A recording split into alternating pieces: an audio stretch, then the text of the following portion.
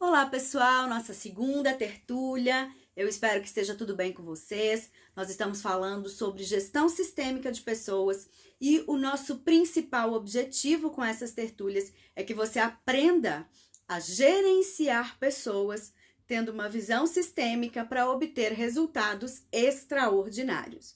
Na nossa primeira tertúlia, nós falamos sobre comportamento organizacional e como nós tivemos que lidar com a nossa resiliência, com a nossa capacidade de adaptação nos nossos últimos meses.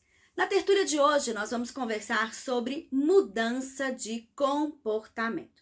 Você já ouviu falar sobre resistência à mudança? Por que as pessoas resistem a mudar, gente? As pessoas resistem a mudar pelo simples fato do desconhecido. A partir do momento que eu conheço o que vem pela frente, a partir do momento que eu me sinto pertencendo ao processo de mudança, é muito mais fácil para o meu colaborador aceitar a necessidade da mudança. Então, a primeira dica de hoje é que você envolva os seus colaboradores. A mudança de comportamento, ela precisa de uma ação para que a gente possa obter resultados diferentes do que a gente teve até aqui, para que a gente possa ter sucesso nas nossas ações. Então, a primeira conquista, a primeira conquista que exige uma mudança de comportamento é: se eu continuar fazendo o que eu fiz até aqui, eu vou continuar tendo os mesmos resultados que eu tive até aqui. Uma pequena mudança de comportamento, uma pequena mudança de hábito vai fazer toda a diferença na sua rotina. Então, nas organizações modernas, a mudança de comportamento ela pode ser definida por mudanças estruturais, provocadas por alterações na política pública, na mudança de mercado, na mudança do comportamento dos clientes, como a gente falou na nossa primeira tertúlia, ou pelo desenvolvimento tecnológico, científico, pela busca de inovação, pela busca de novos produtos. Como muitas empresas precisaram se reinventar, a mudança de comportamento hoje, ela exige autoestima. Se você não gosta de você, como você vai convencer os outros? Exige metas, e a gente pode dividir essas metas em metas maiores e submetas, que são aquelas que eu preciso para alcançar a minha meta maior. Trabalho, só existe um lugar onde o sucesso vem antes do trabalho, que é no dicionário. E eu sempre falo, as pessoas vão achar que é sorte. Ninguém vai ver o seu trabalho. As pessoas só veem a champanhe que a gente toma, a cerveja que a gente toma, mas as pessoas não veem os tombos que a gente leva. Quantas vezes você precisou se levantar nos últimos meses, se reinventar nos últimos meses? Então eu já quero dar os meus parabéns para você que está aqui nessa tertúlia. Eu entendo que, estando aqui, existe o desejo genuíno de mudar. E as mudanças, elas só dependem de cada um de nós. Mudança de comportamento exige ambição. Muitas pessoas não têm ambição. Muitas pessoas estão satisfeitas com o que elas têm hoje. E tá tudo bem. Ela já conquistou um carro, uma casa, tem um bom salário. E tá tudo bem também. Mas a minha sugestão é que você passe a ser uma pessoa ambiciosa. Somente sendo uma pessoa ambiciosa, você vai conseguir alcançar os seus sonhos. E nessa pandemia, muitas pessoas pararam de sonhar. Muitas pessoas perderam a capacidade de sonhar. Muitas pessoas estão sobrevivendo, estão trabalhando para pagar contas. E se você é uma dessas pessoas, fica aqui comigo durante as tertúlias, se comprometa com você mesmo a ser e fazer diferente. Mude o seu comportamento. Pequenas mudanças de atitude vão te trazer resultados incríveis. Mudança de comportamento também exige comunicação, uma comunicação que seja assertiva. E para falar de comunicação assertiva, a gente já trabalha com técnicas de programação neurolinguística, com linguagem de influência. Ana, o que isso quer dizer? Eu vou manipular as pessoas? De forma alguma. você vai adaptar o seu sistema de comunicação ao sistema de comunicação do outro. Isso facilita a nossa comunicação, isso faz com que a nossa comunicação ela seja mais assertiva. Eu não tenha retrabalho, eu não tenho que repetir várias vezes para o meu colaborador aquilo que eu quero quando eu delegar uma tarefa, por exemplo. E mudança de comportamento também exige atitude. Então, é muito importante para o sucesso a atitude que temos em relação ao que ocorre diariamente na nossa vida. Se você é uma pessoa que fica reclamando, uma pessoa que fica lamentando, você está baixando a sua energia vibracional. Durante esse período de pandemia, a energia vibracional, ela baixou muito. Muitas pessoas vibrando no medo, na angústia, na ansiedade, na insegurança. Nós precisamos diariamente elevar a nossa frequência vibracional. Então, usando técnicas de física quântica, de frequências vibracionais, de programação neurolinguística, que são as técnicas que eu uso no meu método, na minha metodologia própria, você vai com certeza alcançar os resultados extraordinários. Nós estamos aqui para resolver a sua dor, para trazer solução. O foco é sempre na solução. Reclamar significa clamar 2 vezes pela mesma coisa. Se eu ficar reclamando que eu estou cheio de boletos para pagar, estou jogando isso para o universo vai entender que eu quero mais boletos para pagar e vai me mandar mais boletos. Então, mudança de comportamento também é física. Eu preciso estar bem fisicamente para realizar aquilo que eu pretendo. Então, uma alimentação saudável, uma rotina de atividade física. Mudança de comportamento também é espiritual. Meditar, praticar mindfulness, né? A prática do aqui e do agora, da presença, do senso de presença. Uma mudança de comportamento também é social. Nós vivemos em sociedade, nós precisamos fazer esse movimento de colaboração, né? Ajudarmos uns aos outros. Projetos sociais, empreendedorismo social aumentaram muito durante a pandemia. As pessoas estão mais dispostas a doar aquilo que ela tem de melhor. Tivemos vários cursos gratuitos, vários grupos de WhatsApp gratuito. O ano de 2020, o primeiro semestre de 2021, eu fiz muito trabalho voluntário. Foram muitas as pessoas que foram impactadas pelas minhas práticas dentro dos grupos gratuitos de WhatsApp, dentro dos cursos, dentro das lives. Então, você também pode ser e fazer diferente. Você também pode mudar o seu comportamento e ajudar mais pessoas. E a mudança de comportamento, ela também é mental, né? A nossa mente, ela comanda tudo. Você precisa ter um mindset próspero, ter um mindset abundante, agradecer por aquilo que você ainda não tem, mas que você sonha em ter. O nosso cérebro, ele não sabe o que é real e o que não é real. Então, quanto mais você agradece, mais a graça desce. Então, vamos praticar gratidão.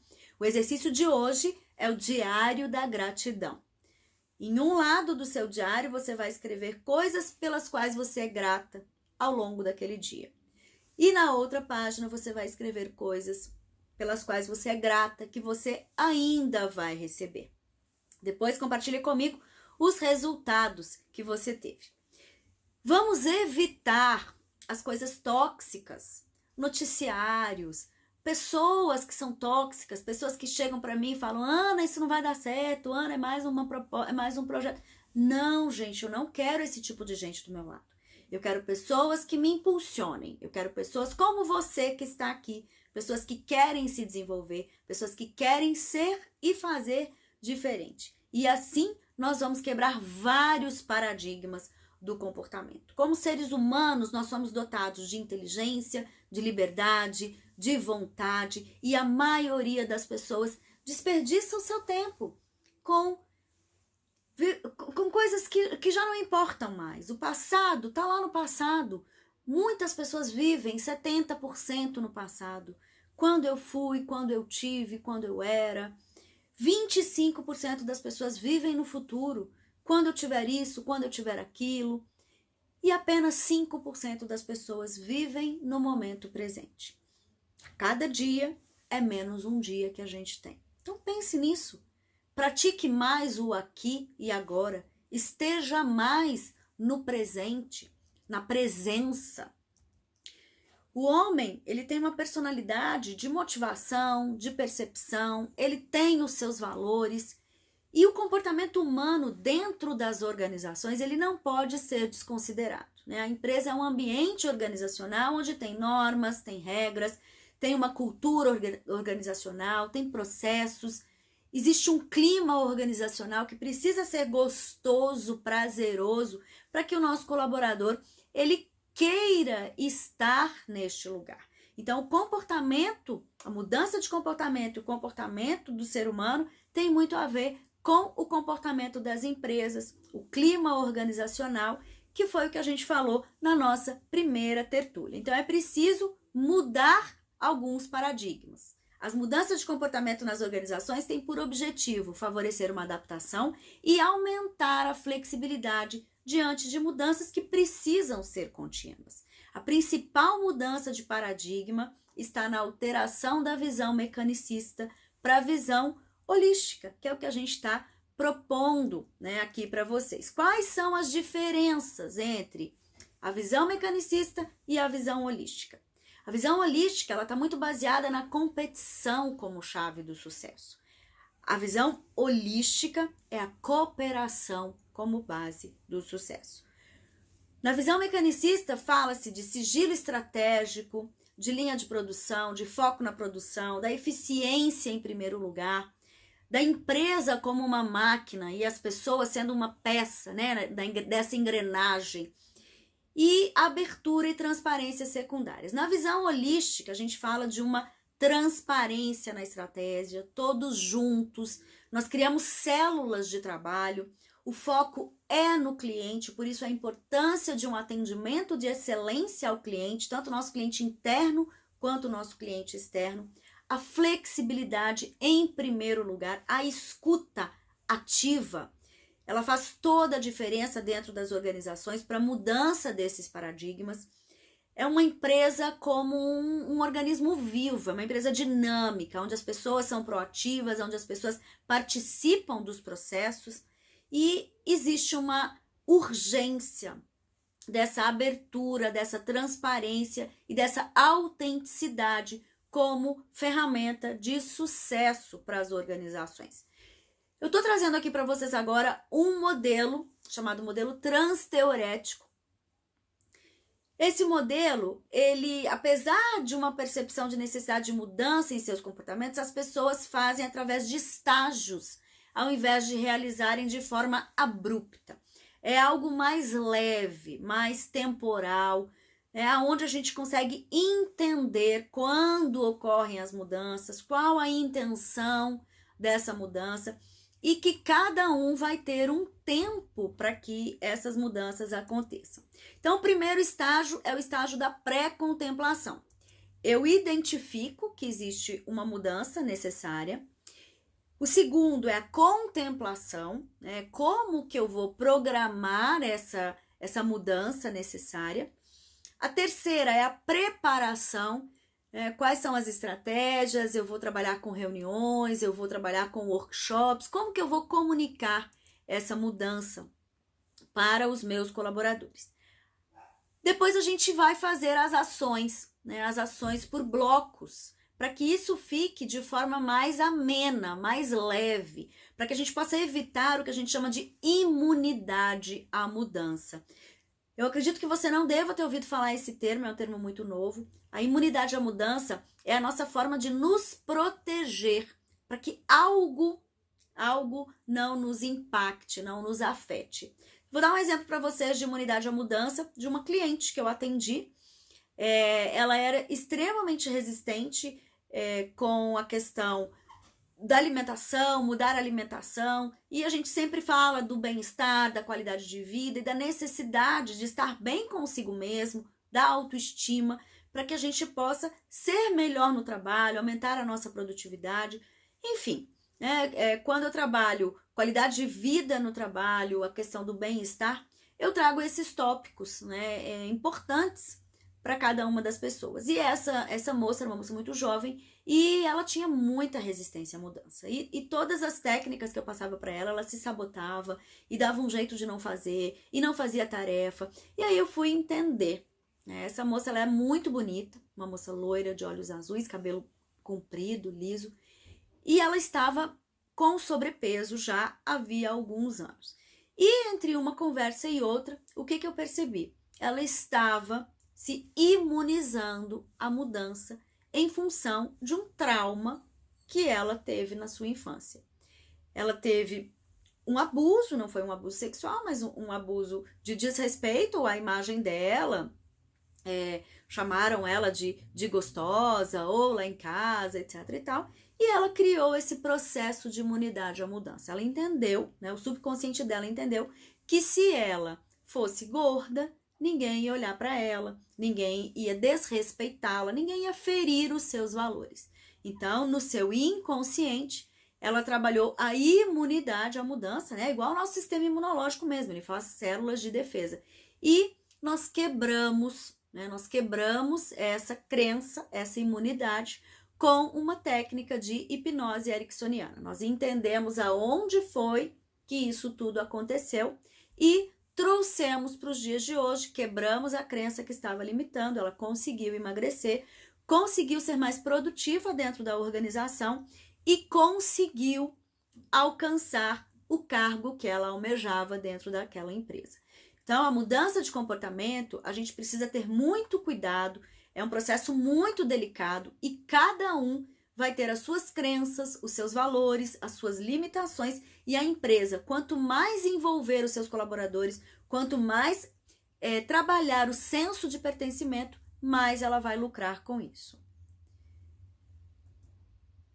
Para a gente fechar a nossa tertúlia de hoje, eu quero falar um pouquinho dos processos cognitivos, né? Da questão da liberação social, do aumento de consciência, da autoavaliação, da reavaliação do ambiente e do alívio, que muitas vezes deixa o trauma e drama para trás.